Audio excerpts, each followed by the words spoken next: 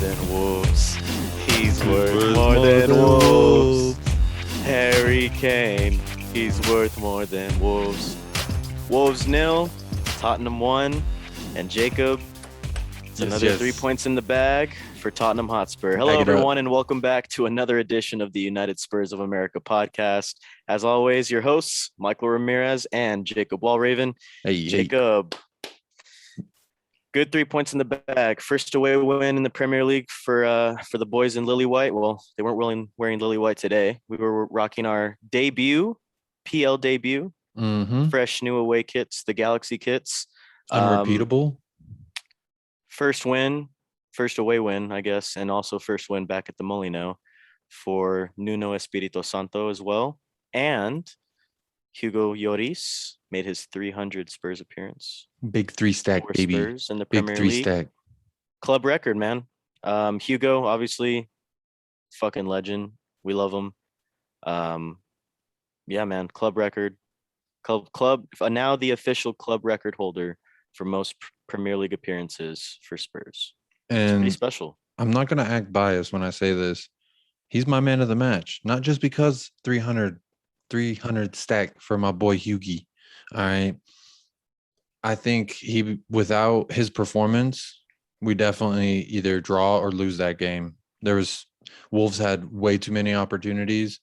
I thought he wasn't tested consistently and constantly throughout that game, but man, He did make some important saves though. He made quite a few and very important saves that, I mean, when Adama Traore had that breakaway, my thought, because I know what you say about Adama Traore and you talk shit about his finishing, and when he had it, I was like, watch, he ain't going to finish this and Michael's going to talk shit.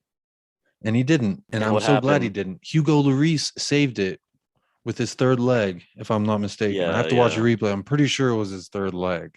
Yeah. I'm pretty sure this third leg reached 500 feet above the Molineux where that ball went. That's what I'm saying. It didn't matter how low or how high Traore's finishing is. Hugo Lloris's third leg said, 300th game, this is going to be a shutout. And what is it? A shutout. What do we got? 2 straight shutouts. 2 straight clean wins. sheets, man, to start out the Premier League. And you can say, hey, it's Wolves. Maybe it's a fluke. We just beat the Premier League champions last week. I mean, I'm about to get going. I'm about to get going, Michael. My wife don't want me to get going. She already told me it's only 2 games. She already said it's only 2 games. Don't go crazy. They've won 2 games, but it's the only 2 games. And then we lost to the team in Portugal in the conference league. And at that moment, I wasn't feeling too good. But I'm telling you, Premier League is where my eyes are. We're winning the league. Mark it today. I said it. We're winning the league. So, like you mentioned, Jacob, Spurs did lose 1-0 in Portugal to Paços de Ferreira. I think they finished 5th last year in the Portuguese league. Not a great result, obviously. A lot of young players were playing. I'm kind of putting that one in the back burner. We have the reverse home fixture this Thursday. I think we're gonna win that. I think we'll be fine. I thought it was a very good bounce back performance though. Wolves put us under pressure a lot in the first half. For the majority of the first half, I was getting a little nervous. They did have chance after chance, it felt like, for a good 10-minute stretch, I would say, where it was just constantly back to back chances for Wolves, just putting us under pressure. But let's talk about the goal scorer. Obviously 1-0 win, but I know who's the man behind the goal? I want to talk about the goal scorer. I know you want to talk about it. I'll let you get into that. Dele. Who else? Del Boy himself, scoring a pen, converting the pen that he earned, to be fair. I thought it was a very slick move, just a nice little tidy run, diagonal to the left side of the box. Got wiped out by the keeper. What can I say? Keeper stuck out his leg, caught Dele Alli on his ankle. He went down. I mean, it's a pen. It was a clear pen for me. I don't think there was too many arguments outside of Wolves fans on that decision. Sent the keeper the wrong way, slotted home to the right side of the net. But yeah, Dele Alli, he's my man of the match today, man. I thought Hugo was good. I thought Dyer was solid once again, outside of that one dickhead move about trying to dribble outside of our own half for some reason. I thought we signed Lionel Dyer before the match. Yeah. It I don't was know what was going on there. We'll get into that a little bit later. I want to talk about Dyer because honestly, I did think he had a pretty good match. The one I was really excited about though that had a decent game, I thought he was very bright. Stevie B, Steven Bergwijn. I thought he was very bright. He showed those 5-star skills on the touchline. mm, Body mm. just put 3 Wolves players into into the spin cycle. The only thing he was missing was a goal. I thought he deserved a goal today, but Dele Alli, man, back on the score sheet. First time since March of 2020 before the pandemic. First time since he scored his last goal in the Premier League. I thought he was great. I thought he was fantastic. Um, Obviously converted the chance that he had. He was all over the place, man. And I thought this was one of those games where he was more dangerous inside the box. Obviously, he earned the pen inside of the box today, but I just thought he was everywhere, man. Along with the midfield duo of Oliver Skip and Pierre-Emile Højbjerg, dude, I think Dele is starting to slowly get back to his best. I truly do believe that. I don't mean to Like digress I from the said, Delhi talk, man of the match. but when you bring up Pierre-Emile Højbjerg, it's interesting. When Kane came on, all of a sudden Pierre's making all these forward runs. It was almost it was like his style completely changed when Harry Kane got subbed on, which is interesting. Hey, he nutmegged Marsal. Marsal Marcal. I'm just Mark not gonna couldn't be my fucking left back. That's what. get him off the pitch. No, I just thought he had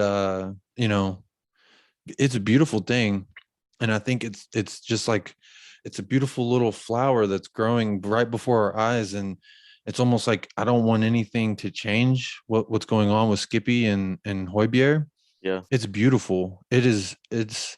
It's only going to make Dyer and Sanchez look that much better, and I think that hey, we're not out there for 90 minutes, right? We're not going to be perfect for 90 minutes if we were. And I think that it's a tough task to ask anyone, frankly, to be up to that task. But shit, man, Skip and Højbjerg, they look fucking great. I thought Bergwijn had a hell of a game. He showed me all the reasons why I've always been so high on the guy. I yep. think he's starting to get his confidence back. I think there's something going on in the locker room. We talked about it last season on the pod that there was something going on in the locker room and everyone kind of, there's this toxicity and it just kind of seems like the cool guys are all hanging out again. You know what I'm saying? Yep. So They I'm look more. excited. They look more just tight knit. Hmm. We talked about it on the pod, I think, last week, where we mentioned Nuno is making it mandatory for all the players to eat lunch together every day. I think it's at like one big table along with the coaching staff and training staff and all that good stuff. I just think that it's more of a family style culture now in Tottenham, kind of going back to what we had with in the Poach era. I thought we lost a lot of that with Mourinho, unfortunately. And then obviously Ryan Mason was kind of put in a tough position because he just basically trying to pick up the pieces for a broken Tottenham team. But I agree, man. Like I am noticing differences in certain players between the past year and a half or so to preseason and now. Hmm. And Stevie B is definitely one of those guys who's definitely his confidence has just improved so much. Ever since that Liverpool game in January, he hasn't been the same. Yeah. But he And was that'll bright, man. He happen. was That'll bright. happen to a young 20 something year old. You know what I mean? Yeah, It just so happens he's on the biggest stage. But going back to the Wolves game, I was a little disappointed to see Sonny disappear like that. I think that'll happen sometimes when you play the kind of style we were playing against Wolves. Very happy for Nuno. I was gonna try and say his middle name. I was gonna Espirito. Espirito Santos Nuno es respectfully Nuno. Um, I'm really glad to see him get his first road win, to see him face his former club. They loved him. I saw the signs. Thank you for everything, Nuno. And it's just, that's why we love this game, right? For He sure. did a great job with that club. It'd be cool if we could still pick up Adama Traore over the summer, get rid of Doherty or something. Swap deals. Who says no? Swap deal. Doherty for Adama Traore. That's the first thing I do in career mode. That's all I'm gonna say. Get Doherty out of my club. But hey, we got this Europe thing coming up. Him, Winksy, and everybody. They can stay in Portugal. Yep. Yep. They definitely can. Um, Speaking of Traore, though, I did want to kind of touch on Japhet Tengenga's performance as he was marking Adama Traore the entire match. not so A much little the bit, second half. The second li- half, Adama little had bit of a switched different over. story though between last week and this week with young Japhet, and I think you're probably going to see that a few times this season. Uh, I think it clarified a little bit more the Paratici that I think we need at least a right back to platoon with Tanganga. I really I'm gonna do. have to disagree And with you. and Doherty is not the answer. I think we need a better backup slash platoon with Japhet. I think Um, Jaffet showed amazing composure. Unfortunately for Adama Traore, to your point you've made before, his finishing is not quite to the standard you want to see. But I mean, that's a big boy, man. I I don't know know, what right back you're gonna sign that's gonna put a body on Adama. but Adama was tossing everybody off of him today. I understand. And for some reason, we were talking about this before the pod. For some reason, Adama Traore always plays like he's fucking Messi against us. Well, I mean, outside of the finishing, but he just looked so dangerous out there on the left Bro, wing. he's got a I felt Messi on bad for each Japhet. arm. He's got one Yeah, Messi for on each real. arm. Come on. I felt bad for Oliver Skip. It was, I don't even remember. I know it was in the first half, and he just hit the Heisman on that hoe. He gave him a little stiff arm. Poor Ollie went flying. I felt real bad for the young guy, but hey, it's the Premier League. It's not. I think that's also a very solid test for our young guys, like For Oliver sure. Skip, to just kind of and Jaffet. I think Jaffet needs that challenge. I think he's going to walk away from this game with a lot more knowledge gained than he did at the because the Man City game, he was Adama Traore and Grealish and Sterling the whole fucking game. This, he had a first half of a big, fast, and a man who's frankly trying to put all his haters, aka Michael Ramirez, he's trying to put them all, You swear I fucking hate Adama Traore. I just say the man can't finish. it's because you don't love him, man. I don't love You don't him. look at him If and he was a see. Hey, if he was in Lily White, to be fair, maybe I would. Maybe I would fall in love with the guy, but he doesn't play for my team. I could care less. Bergvine had that move on the sideline where he bodied a dude and then bounced it off a dude and went around the other three dudes. That moment to me showed, you know what? We don't have to have a Dama Traore. We have a little baby Traore and Steven Bergvine. He's He is not a little skinny. thick. He's not, Yeah, he's a little thick. and I like that. I like a little meat on the bones. You know what I'm saying? Because you can't get that way. You don't get big bodied. Adama Traore was throwing Tottenham Hotspurs around. Poor Lucas Moura. Yeah. Hey, Sanchez stood him up though. Yeah. And I did want to touch on that too. The back line, like we already mentioned, another clean sheet in the books for the center back pairing of Davinson Sanchez and Eric Dyer. We mentioned Eric Dyer a little bit earlier. So he did give up a 1v1 chance, and it just so happened to be Adama Traore versus Hugo. Luckily, Hugo did save the chance. For some reason, Eric Dyer thought that he was Hoybier or Dele or Skippy, and he thought he could dribble outside of our own half.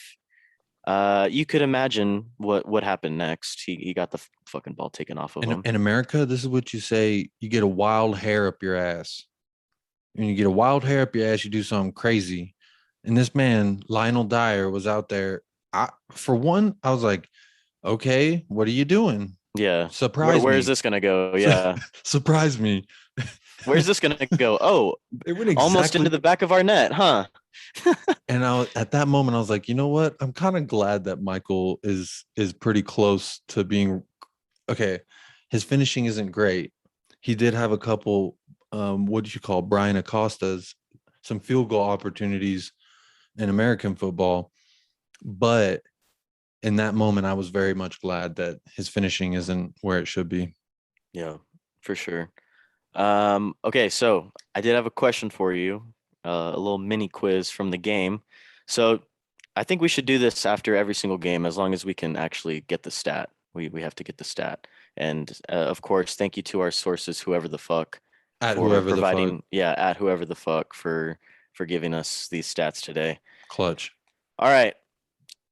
So clocking it at 11.05 kilometers because they use the metric, or do we use the metric? Is that the metric system, or do we use the metric system? They use kilometer. Oh, I don't know Okay, what the metric system is, I, but I I know they use forget. kilometers. Anyways, they use kilometers in the UK. We use miles, whatever. Okay, so clocking in at pretty much 11 kilometers today. Most distance covered on the pitch. Last week it was Dele Alli. Jacob, who do you think it is this week? You threw this to me before we started recording, and I really wanted to think about it. Who did I see run around a lot?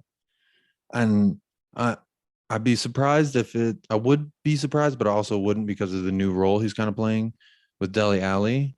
I wouldn't be surprised if it was him or Steven Bergwijn.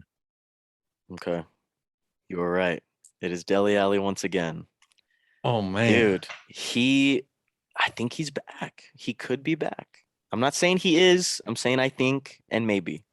I don't want to get too far ahead of myself because we saw a little bit of this Dele Alli renaissance when Mourinho first came I in, will and say it's we all like know what happened afterwards. But this, I'm getting, I'm getting the goosies, man. I'm getting goosebumps I'm not watching gonna say him. it's a sure thing. I'm gonna say it's like she's finally texting you back. You know what I'm saying? Yeah, She yeah, I get she's that. she's finally starting to text you back. She Yeah, hasn't said what you're she's like doing. curious. Yeah, She's but she's curious. she's starting she's starting to text you back, and I mean I'm all for it. I would love to see Dele Alli fucking let's go golden boot. Got one. Let's get them all. You know what I mean? Who's Um, in the lead right now? Pino Fernandez shit, I don't over fucking for care, dude. Pinch It's only for two games. McDonald's United Yeah, they drew, by the way, one with against Southampton today. Southampton. I loved it. Yeah. Go ahead, Vamos house. What are they? The Um. Saints? Yeah. Yeah. Come on, you Saints. Come on, Danny That's what they Inglis say. Saints.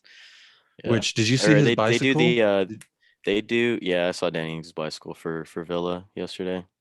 It was Yeah, sick. it was pretty good. It was pretty good. Um, we do have to address the elephant in the room though. Second half Uh oh. substitute. Uh oh. Our second sub of the day. Gio came in first. And then Sonny came on. Oh, actually, let before we get into HK, I do want to talk a little bit about Sonny.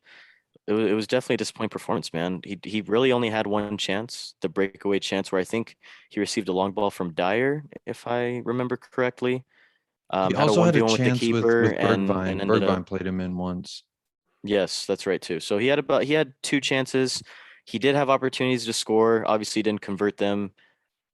I was a little disappointed, man. I was a little disappointed with Sonny. I kind of felt bad for him though.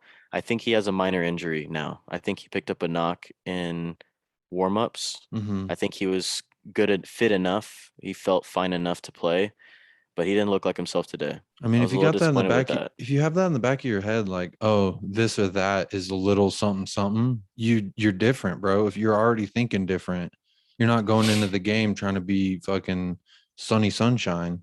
You're Yeah. going into the game like, how can I help, but also not fucking die out here? So, I love Sonny. He can do no wrong. Even if he has a bad game, he's still the most beautiful man in the world. Um, I think I think it's a difficult thing that he's trying to do as well. He's basically playing substitute teacher up there for Harry Kane. Hmm. And I mean, we can segue into this, and I've been dreading it because, I think the guys in the group chat are a little upset with me because of my slander, if you want to call it that. But I can't. I was telling you before the pod that I can't help the way that it feels emotionally. Like my rational brain, my logical side, I can understand what's going on and I can compartmentalize, right? And say, oh, he's doing this, he's doing that, we're going this way, he's going that way, right? And I can draw it up that way. But when I see the man, it's different now. It's just different. I saw him and I think you either have one of two reactions. You feel the way that you claim that you felt when you saw Harry Kane, or you just instinctively feel the way I feel. Like, oh, am I not good enough? thank you for showing up. Thank you for coming out. It's been a fun time. It was nice that you tweeted about the win. That was nice too. You know what I'm saying? But I can't change the way I felt when I immediately saw him. He had this look on his face like, I hope everyone's not mad at me. Why would everyone be mad at me? Like, I can't tell you what the man was thinking. I'm just telling you how I felt in the moment that I saw him. And I can't help that, because at the end of the day, you don't want Harry Kane to not be on your team, bottom line. But I'm also the kind of person, you hurt me once, I'll never forget it. You hurt me twice, and there's going to be a problem. You know what I mean? And I think right now I think there's a problem with me and Harry Kane. If he listens, hit me up. We can talk about it, and we'll probably be instantly cool as soon as you hit me up. But as a crazy person, crazy Tottenham fan, I'm upset with the guy. My feelings are hurt, basically. I'll be honest, my feelings are hurt. It's like we're not. I I, I texted the group. All right. I'm just going to tell everyone. So I texted the group and I basically said, like, if my woman, even if she hasn't cheated, if she wants to cheat on me with some richer, fancier looking motherfucker, because he can do X, Y, and Z better, it don't matter if you have done it or you hadn't. To me, the intention, it makes my heart feel the same way, right? It makes me feel like, okay, you're done with us. So let's move on. That's just the way I feel.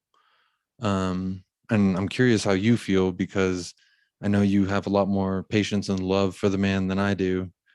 But yeah, man, it was strange. I haven't felt that way in a long time when I saw Harry Kane, to just be like, I'm not excited to see you on this pitch today, which is a strange feeling, because last year all I was crying for every single game was, Harry Kane, please save us. So it's interesting change of perspective here. This is my turn. Can I It's go your, now? yeah, I'm done. My rant's Okay. over. When I saw Harry Kane today, wearing Tottenham gear, I smiled. I smiled because I love the man. He's given his everything for this team. And at the end of the day, I told you this, Jacob. I told you this. At the end of the day, he's still a Spurs player. And until he's sold, he's a Spurs player. Fuck that And bitch. Kick I'm her out the going to fuck. support every Spurs player no matter what. Even if it's Unless it's fucking Matt dope. I Doherty. mean, yeah. Let's get that out of the way. I'd still dislike Matt Doherty. Um, I smiled when I saw Harry Kane today. When he came on, or when they panned the camera over to him, and he put on the away kit on the bench where he was sitting. I smiled, man. I smiled because at the end of the day, he's one of our own, and he will always be one of our own. And when the Spurs fans, when the away end at the Molineux, and fair play to the Spurs fans, they were fucking great today. You could Mm-hmm. hear him the entire match. You could hear him very, very clearly when Harry Kane came on. Um, when they sang Harry Kane, he's one of our own. Dude, I almost teared up because I it's a soft spot for me. I can't lie. Harry Kane is one of my soft spots. Harry Kane and Dele Alli are probably like my two softest spots that I have in my heart. And when he's wearing that kit, man, he's one of our own. He's still ours, and I was very happy to see him playing for us once again. I will not sit here and tolerate Harry Kane slander Mm. on this podcast. Let me What let did I me make that slander? very clear. I'm just saying, I didn't say that you slandered him. You did not slander Okay. him on the Okay. pod, but I'm just saying I will not have any Harry Kane slander on this podcast until he is sold. Because at the end of the day, if he's not sold and he's not a Manchester City player, he's a Tottenham Hotspur player. All And I right. think that this whole saga, excuse me, has been fueled by his godforsaken brother and his PR firm and all that good stuff that, and I guess an agent who's also your brother comes with. Mm-hmm. I to part of me sympathizes with Harry Kane, and some part, I'm not gonna lie, part of me still is a little upset just with the situation that has been dragging on for an unnecessary period of time. Um, my anger right now is more with Charlie Kane than Harry, and that's just the fact. I think Harry Kane's a grown ass 95, man. yeah, Charlie well, Kane didn't yeah, impregnate his wife and sign the deal for Tottenham. All right. Harry I Kane did know. both those And things. that's why he's still playing for Tottenham. But I'm just saying, I think he has been misled throughout this entire saga because of Charlie Kane and his PR firm. So I will put it on the record, let it be known that 95% of my annoyance and anger are towards Charlie Kane, and 5% is still with Harry Kane. Because, like you said, he is a grown ass man. He did put himself in this position, but I am just saying, he is still a Tottenham player. He's still one of our own, and he's still the best striker in the league. Am I wrong? Am Those I last few wrong? points, I Just tell me. cannot. No, just No, tell me. you're Just not. Jacob, just talk to me. Tell me that I those last points are false. As long as Romelu Lukaku don't keep going off, you're correct. As far as I know, Romelu Lukaku only has one goal this year in the Premier League. Which is one more than Harry Kane. That's true, but he didn't win the Golden Boot and Playmaker award last year, did he? He did win the League Cup, though. He He did still get a wasn't the best trophy. player in the league. I agree. Hey man, I love Harry Harry Kane. Kane is What the Harry best player in Kane, the Premier League. he's the best fucking goal scorer. He's the best playmaker. I mean, he has two trophies from last year to say just as much. So there's no argument. There's no debate there. All I did, okay, since you don't want slander on the podcast, I won't repeat the other thing I said in the group chat. Okay, I won't say that much because you're right. He is one of our own. I love Harry Kane. I cannot see anyone wearing the number 10 for Tottenham other than Harry Kane.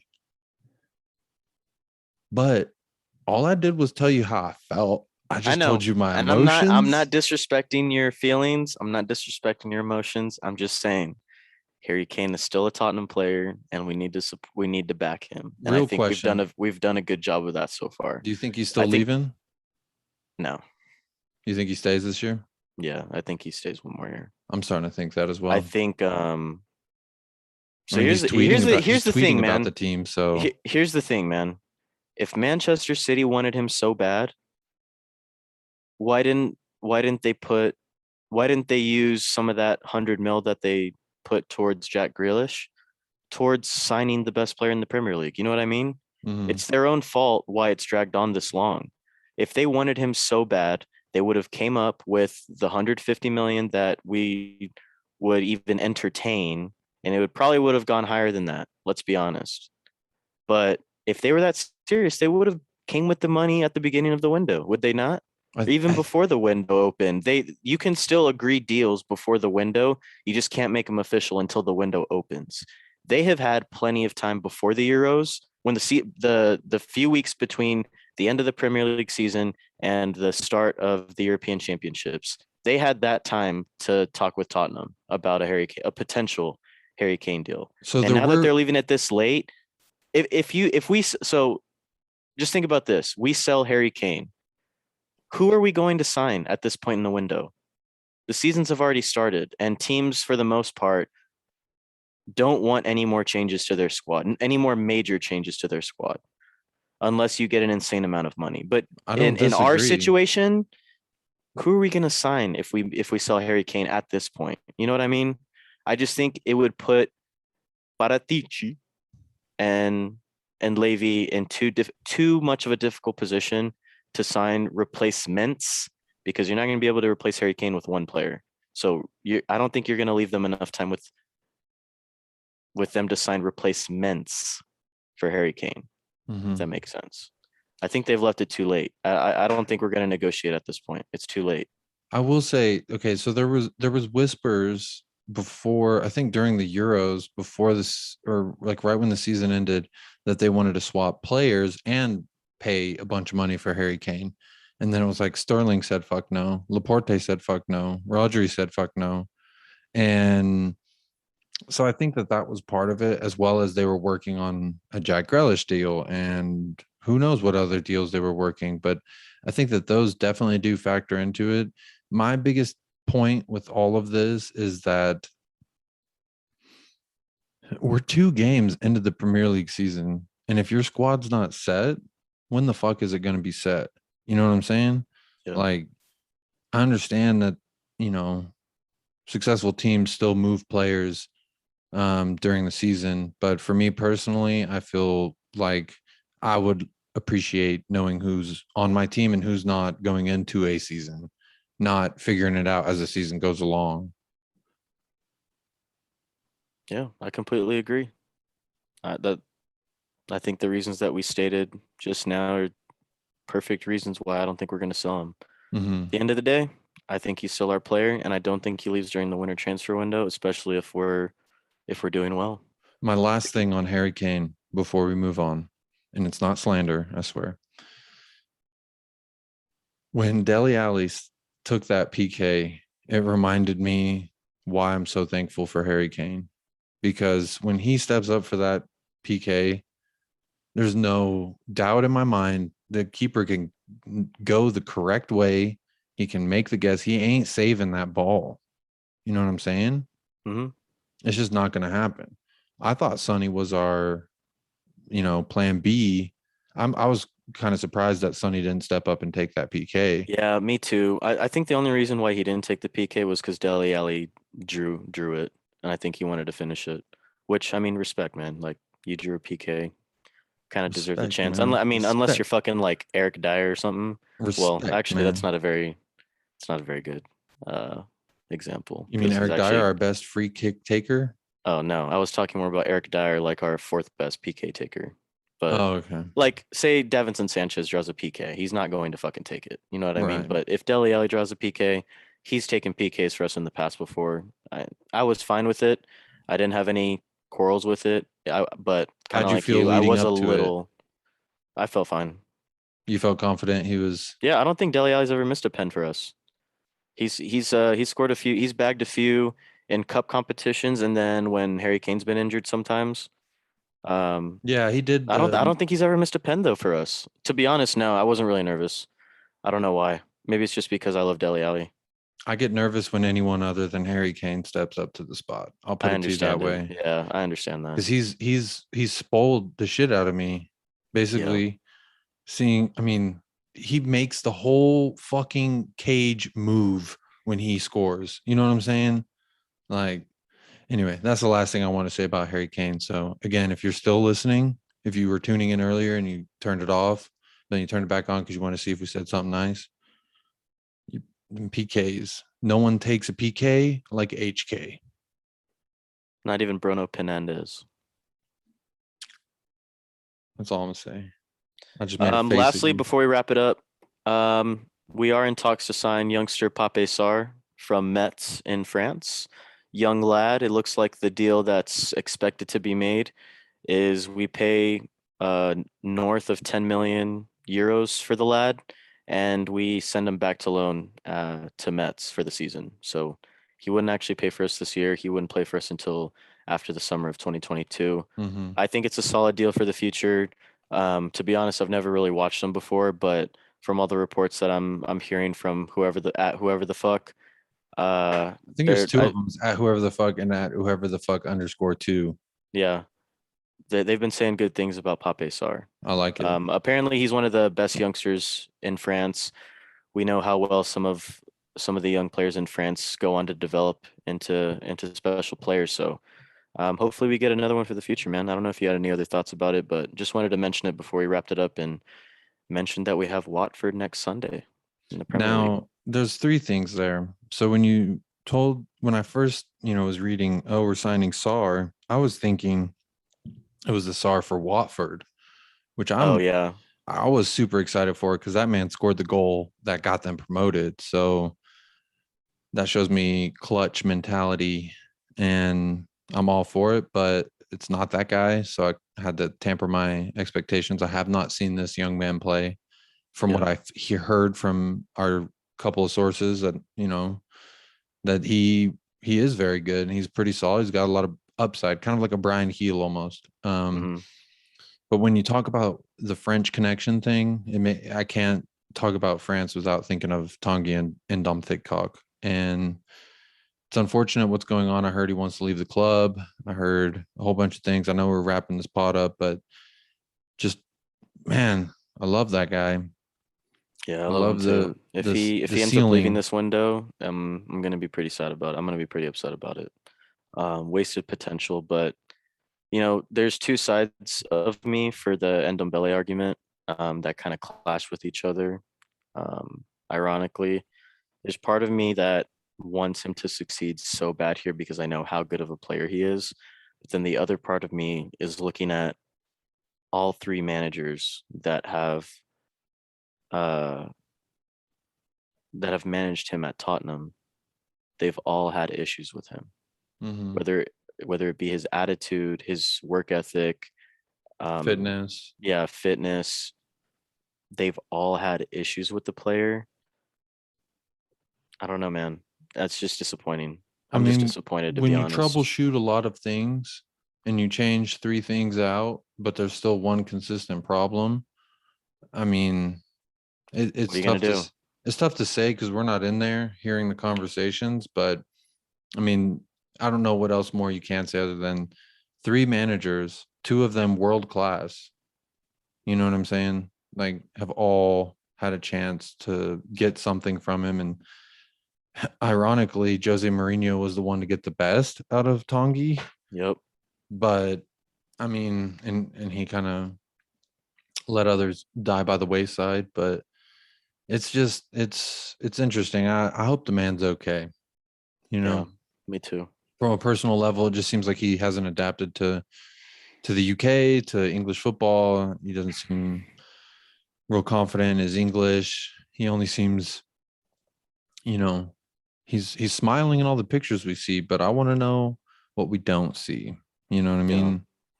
And there's a lot that we don't see or know. But love the guy. Sucks if he moves on, but at the end of the day, no one man is bigger than the club. No, sir. So up next, I mentioned we did have Watford up next Sunday, back home at the Lane at Tottenham Hotspur Stadium. That's our next Premier League fixture. But before that, we do have the reverse fixture of the Europa Conference League against Paços de Ferreira. That'll be on Thursday.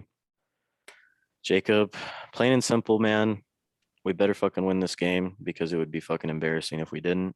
But at the same time, I don't really care about this competition, but I think we need it. I think it's going to be very important for us this season for the young lads for their development.